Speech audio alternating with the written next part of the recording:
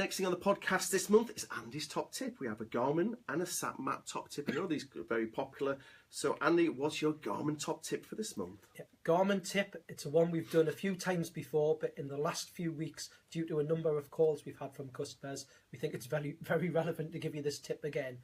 On your Garmin GPS device, most of the devices we sell with an Ordnance Survey map card that is a little micro SD card in the back of your unit, sits behind a metal clip behind your batteries. Now, if you've bought a unit from us with the Ordnance Survey 1 to 50 mapping, that map card is worth £200 on its own, so it's a valuable map card. If you've bought the new Topo Pro mapping that John's talking about with this routable trail data, the 1 to 25 mapping, that's worth £350. So it's a valuable micro SD card that you don't want to lose out of your unit.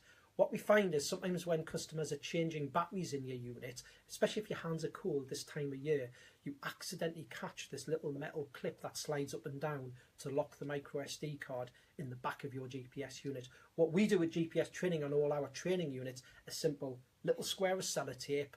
Once we know the map card's locked in and the clip slid down to the locked position, we put a little bit of sellotape over the metal clip with your micro SD card in, and it stops you accidentally catching it. And then, because if you drop that little black micro SD card on the ground, trying to find it is a nightmare. So it's just a little tip, you know, take the batteries out of your unit, your Garmin unit, you'll see the little micro SD card behind it's like a little chrome clip. Make sure it's locked down in place. There's an arrow up and down to say lock it open, just a little bit of clear sellotape over the metal clip. And just to point out there, because we do get a few, but this happens, as Andy says, this is a phone call that happens, I'm going to say most weeks, if not every week, where people will say, I've lost this, but then they often will say, well, I've still got the bigger card, but actually that bigger card you got is actually just an adapter, isn't it? There's nothing on that. Yeah, if you lose that micro SD card, that's it, it's gone.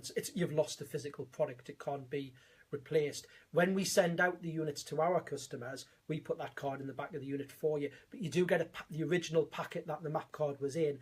And what customers often ask is, there's a large SD card in that packet that has no data on it. It's just a storage card. If you ever had to take your card out and put it in storage because you've put a different map card in, say for another country, that's where you should store your card. There's a little slot at the top of that blank large SD adapter.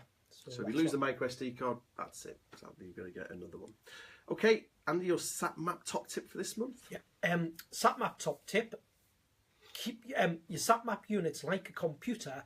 You should check for updates on a regular basis.